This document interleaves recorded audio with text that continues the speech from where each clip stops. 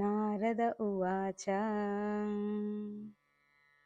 प्रणम्य शिरसा देवं गौरीपुत्रं विनायकं भक्तावासं स्मरेन्नित्यम् आयुष्कामार्थसिद्धये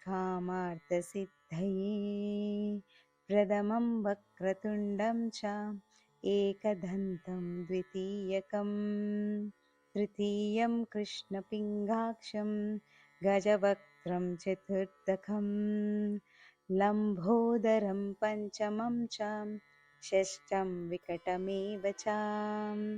सप्तमं विघ्नराजं च धूम्रवर्णं तदाष्टमं नवमं बालचन्द्रं च दशमं तु विनायकम् एकादशं गणपतिं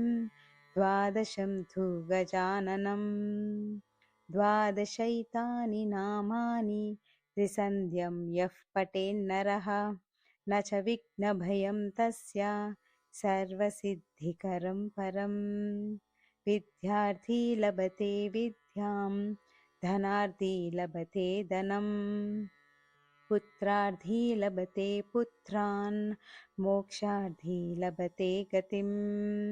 जपेत् गणपतिस्तोत्रं षड्भिर्मासैः फलं लभेत् संवत्सरेण सिद्धिं च लभते नात्र संशयः अष्टभ्यो ब्राह्मणेभ्यश्च लिखित्वा यः समर्पयेत्